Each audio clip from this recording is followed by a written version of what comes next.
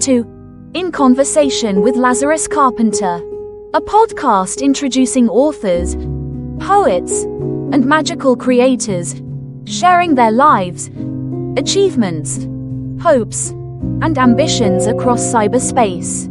This week, special guest from Washington, USA, attorney, writer and creator of the Seneca County Courthouse series, A.X. Foster.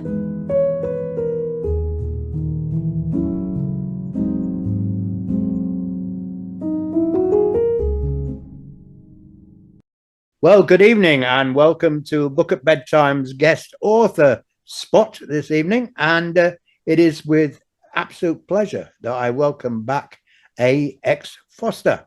Alex, hi. How are you, sir? A pleasure to be with you. It's nice to have you back on the program again. The last time you were here, we were talking about your new book that had just come out at the time, Gavel to Gavel. And you know, I mean, there's an awful lot happened to you since then, hasn't there? And the Seneca County Courthouse series, book 2, is now on the market, double blind, and we're going to talk quite a bit about that, I hope, because that's also going to be our new serialized book on Book at Bedtime, along with C.J. Sansom. So there we are. We're in good company there. So tell me, it must have been a bit of a stormy journey for you, really, because lots of things have happened. What has been happening?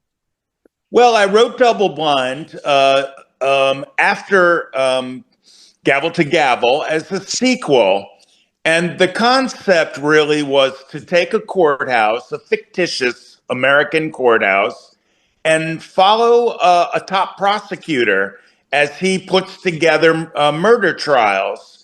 And the formula is sort of borrowed from the American series, The Hardy Boys and the Nancy Drew series, which of course I devoured as a child. And the idea was to take a setting, a courthouse, some characters that the readers are familiar with, and then change the murder trial each time.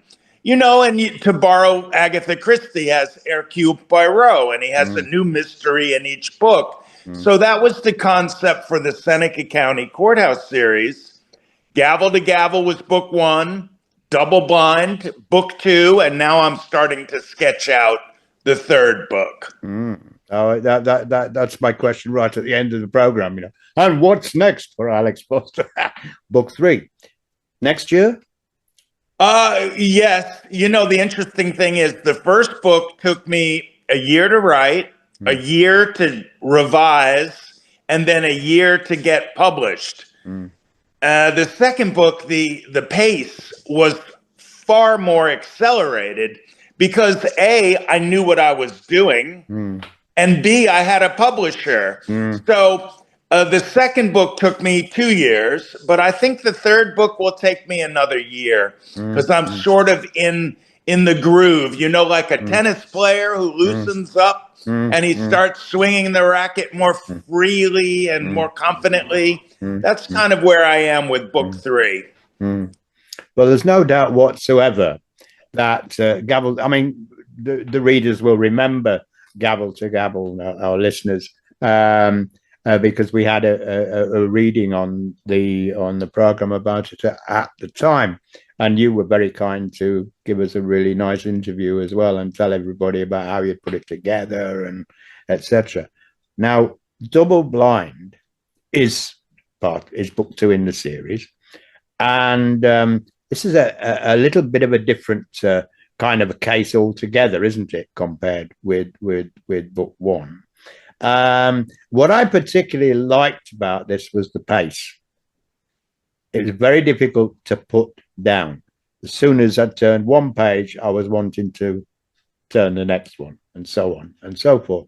It was easier to read than Gavel to Gavel, and yet Gavel to Gavel was easy to read. But there's something about Double Blind I can't actually put my finger on to describe, other than the fact I couldn't put it down till I finished it.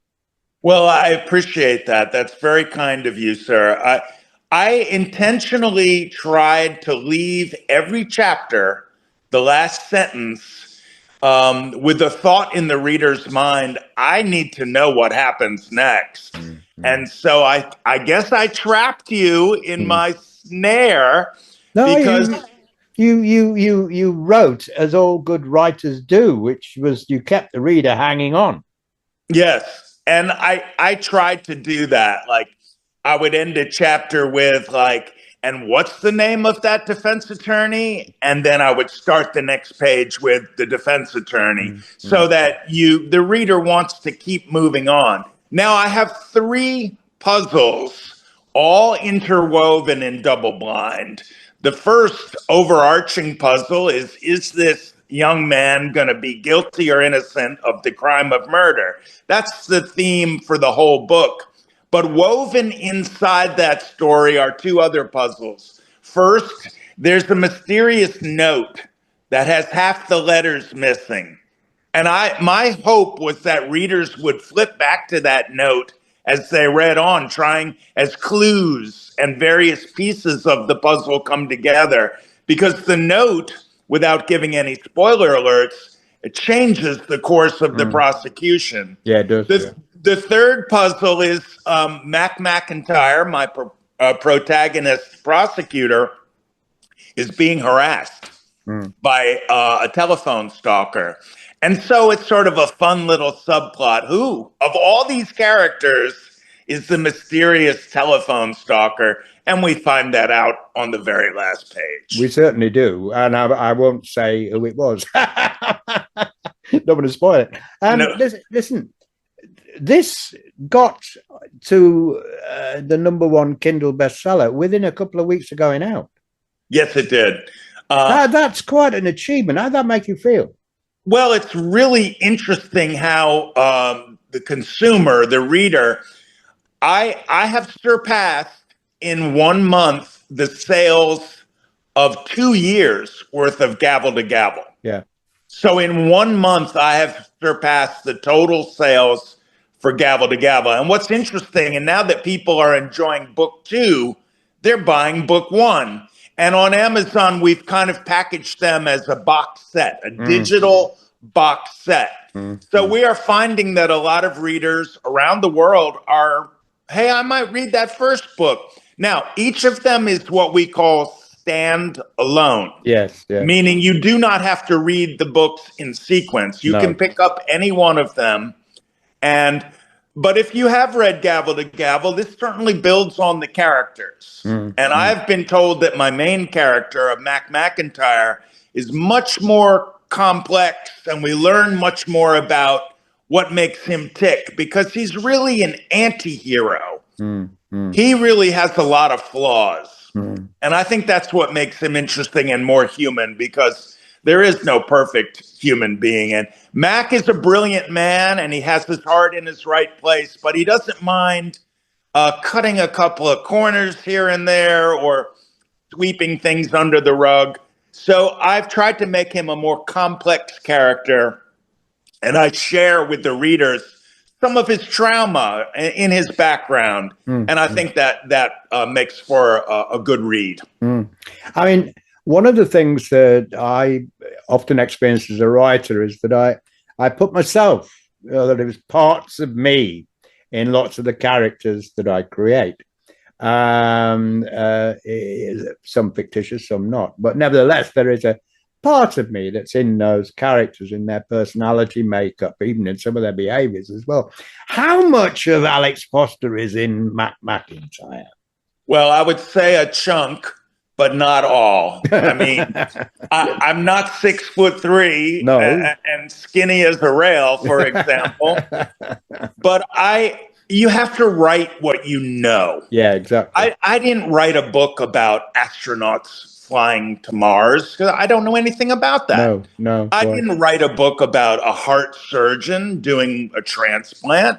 That's not my field. But I do know how to prosecute and defend a murder trial. I've spent 35 years doing that at a top level. And so I try to bring my real life experience. I think a fancy word is verisimilitude.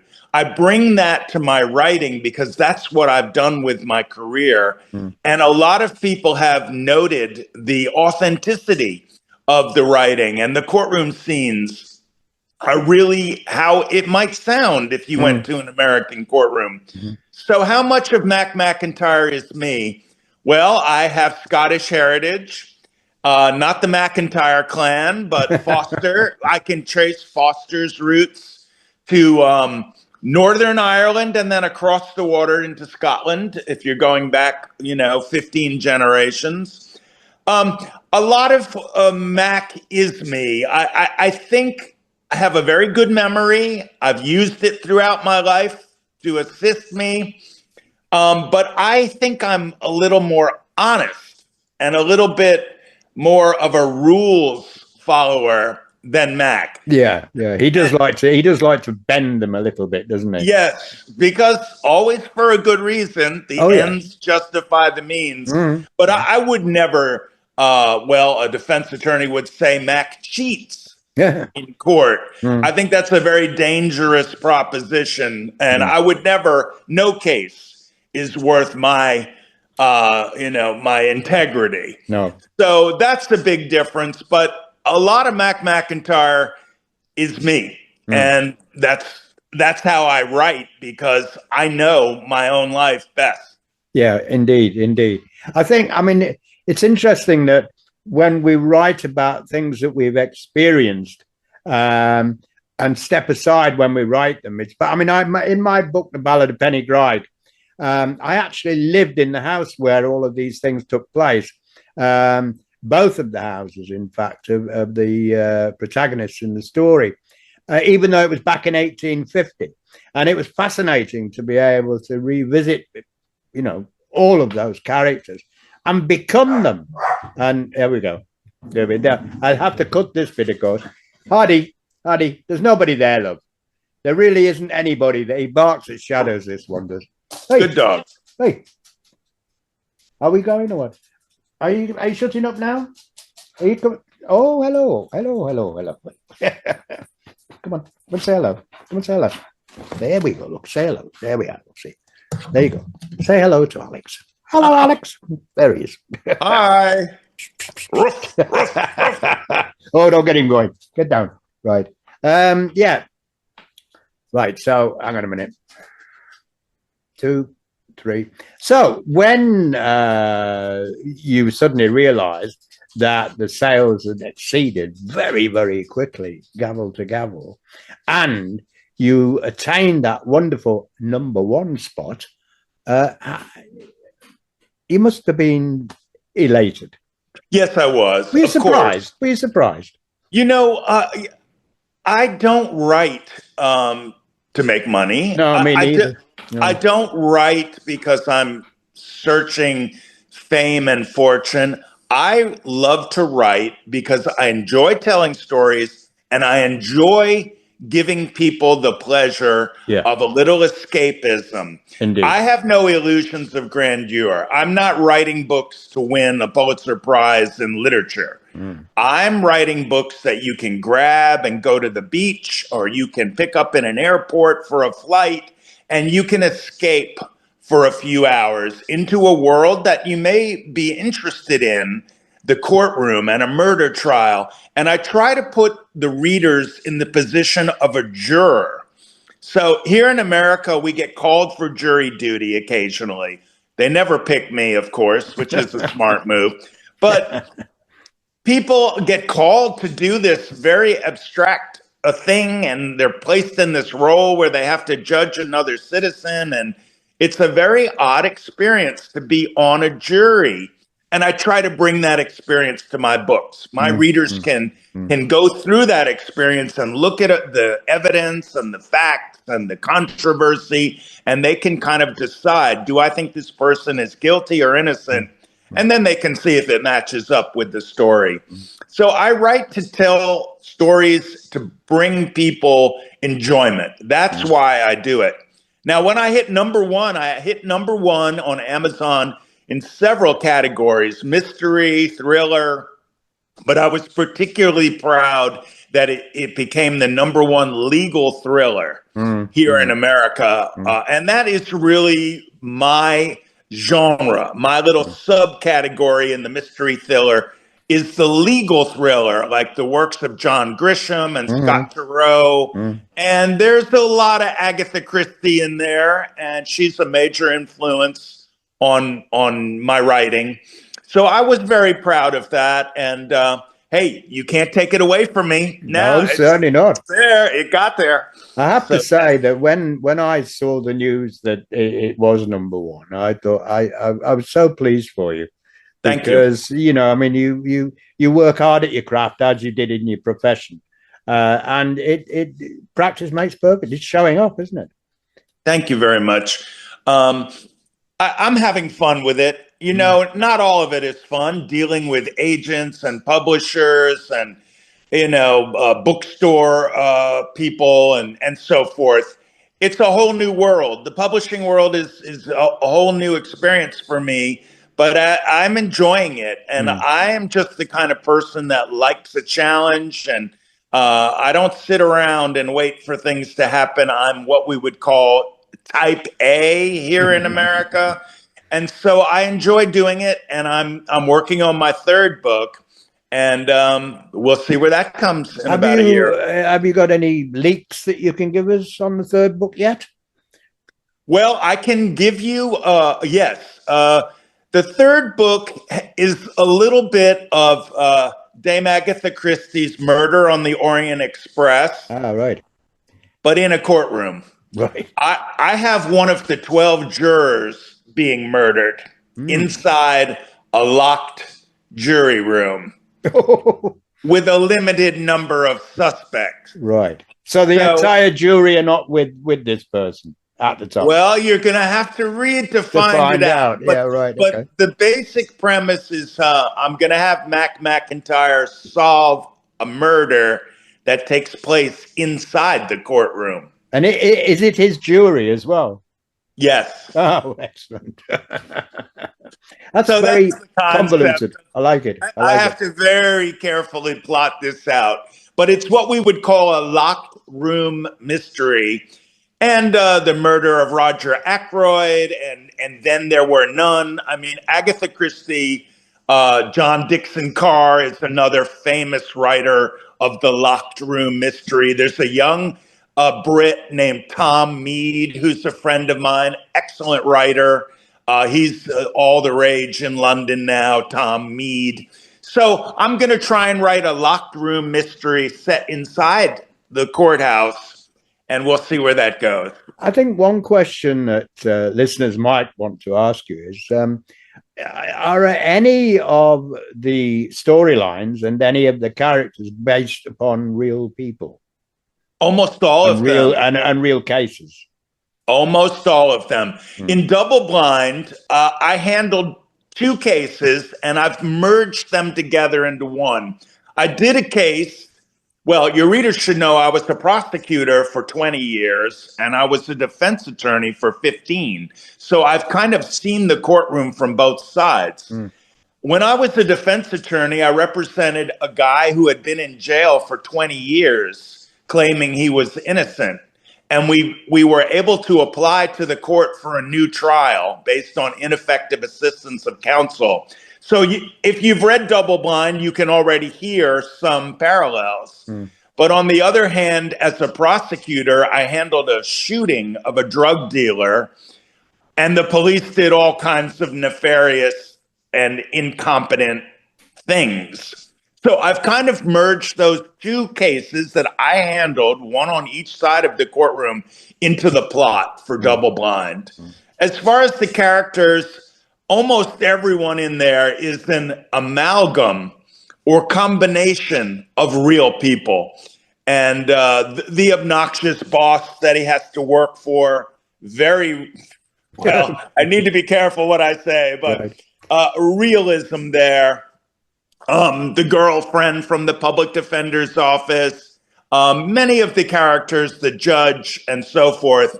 And the defense attorney, the flamboyant Marcel St. Croix, Marcel is based on a very good attorney that I first had trials against when I was a young prosecutor. And he was also a Native American with long hair, and he wore his hair in a ponytail, and he had earrings. this was considered extremely flashy for, its time. And so Marcel is based on that real character. That's absolutely excellent. I'm looking forward to book 3 now. But I have to say that what I'm actually looking forward to is narrating Double Blind for the Book of Bedtime, because I do remember when I promoted it a little while ago when it first came out. I did a quick reading from chapter 1, which I think I sent to you. Yes. But I'm really looking forward, because I'm not, interesting enough, other than my particular genre that I write in. I mean, I've only ever written one, if you like, crime novel, if that's the right word, if indeed it was a crime. Well, it was a murder anyway. Because that's not really my genre. I don't really know about anything like that, as you were saying earlier on, I wasn't alive in the Middle Ages either, but I write a hell of a lot about Michael Endure and those around him. But no, I'm looking forward to doing that. I mean, and it's interesting because we finished a serial last week. I have 2 serials that run every week on the program, in addition to the interviews, and a new start, which we've got now, Bookie News, which is what you featured on the other week. And the C.J. Sanson novel, Dissolution, is just coming to an end. I think there's about three episodes left of that now, so we're starting something else as well. So it's interesting that we've got the C.J. Sanson, of course, is crime during the time of Oliver Cromwell. Sorry, Thomas Cromwell, and of course we're bringing it back up to date with the parallel with Double Blind. So it'll be quite a lot of fun. I'm enjoying it. Well, I'm very honored that you're going to do that, and I'm very excited to hear how you bring life to it. I will just caution your readers, there are a lot of Americanisms, and I talk about products and stores and cultural references, so please bear with those. And when I read British or Irish or Scottish authors, I have the same thing. I have to figure out, oh, that's a clothing store, or they're talking about the policies of Margaret Thatcher and the Falklands. And so there is your readers will find a lot of Americana. I think how we do that. To be fair to you, though, I think that there is so much Americanism within the movies and everything else now that most people are pretty familiar with it. I mean, there are the odd words, I suppose, that people might not be familiar with, but everybody knows what a mal is, and stuff like that, which, because some years ago they didn't. Yeah. But now they do. Alex, well, thank you for reading it. I look very much forward to hearing. And one thing I will say, my chapters are all very short, and that is intentional. My chapters are 5 pages, 6 pages, and then you move on. And that is intentional because the pace, I want it to be cinematic in a way, like this is happening. Then we have the other point of view, and then the judge, then the defense attorney, then the prosecutor, then the witness. I like to keep it moving, and I don't need long descriptions of the weather and the way the building looks. It's very fast paced. And that, I think, will allow for good readings in little snippets. Well, that's why I couldn't put it down, because it is fast. And you'd want to get on to the next bit. What I might do with the narration of this, because of the shortness of the chapters, is to narrate 2 chapters on each program. I don't know. I've not worked out the logistics of it yet, but I will have a look at that. But because I like to sort of, about 25, 30-minute slot for each of the I look forward to it. It's very exciting for me to hear that. Well, I mean, I'd reserve judgment on it if I was you till you've heard it.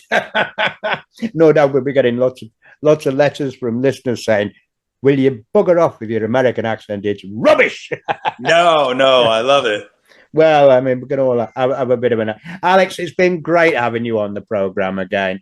And I'm sure that, we'll get a little bit of feedback from the listeners with the interview, and certainly when the reading of the book starts. So, for just a bit of a recap for our listeners, the book we've been talking about is your latest Double Blind, which is available on Amazon. Yes. Yes. And where else? Anywhere else? Goodreads, Barnes and Nobles, on any platform. In fact, you can go into any bookstore and ask the clerk to order you a copy anywhere. It's A.X. Foster is my pen name. And I have 2 books that are available on Amazon right now. A.X. Foster. And that, of course, is Gavel to Gavel and Double Blind. So we'll be hearing more about A.X. Foster and Double Blind. In fact, every week for the next couple of months or so. Alex, it's been great to have you on the program. Thank you very much indeed. Thank you, sir. Appreciate it. And you. Good night now.